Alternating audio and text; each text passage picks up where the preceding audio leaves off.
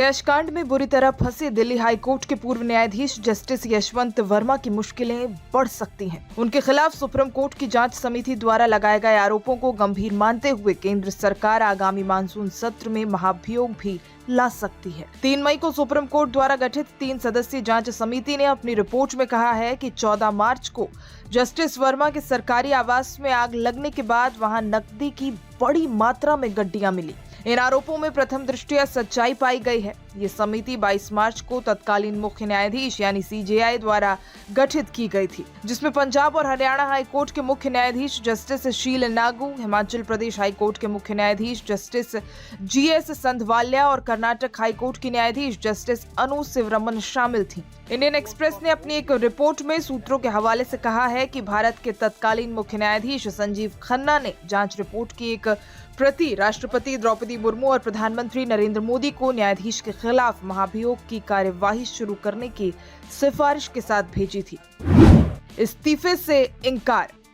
Report के बाद justice Verma से इस्तीफा मांगा गया, लेकिन उन्होंने इनकार कर दिया।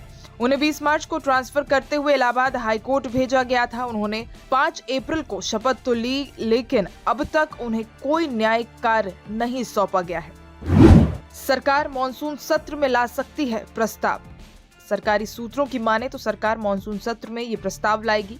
दोनों सदनों के अध्यक्षों से अनुरोध किया जाएगा और विपक्ष से भी इस मामले पर सहमति ली जा सकती है। आपको बता दें कि संसदीय कानून के मुताबिक महाभियोग प्रस्ताव लाने के लिए लोकसभा में कम से कम 100 सांसद और राज्यसभा में कम से कम 50 सांसदों के द्वारा प्रस्ताव को समर्थन मिलना चाहिए। इसके बाद दोनों सदनों में कम से कम 2/3 बहुमत से प्रस्ताव पारित होना चाहिए।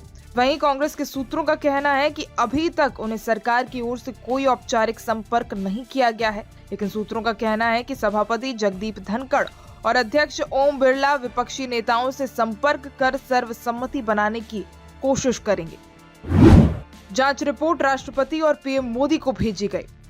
सुप्रीम कोर्ट के तत्कालीन chief justice CJI Sanjeev Khanna ने जांच रिपोर्ट राष्ट्रपति द्रौपदी मुर्मू और प्रधानमंत्री नरेंद्र मोदी को भेजी है। ऐसी कई अटकलें सामने आ रही हैं। जस्टिस वर्मा को इस्तीफा देने के लिए भी कहा गया था, लेकिन उन्होंने इनकार कर दिया। उनका तबादला 20 मार्च को कर दिया गया।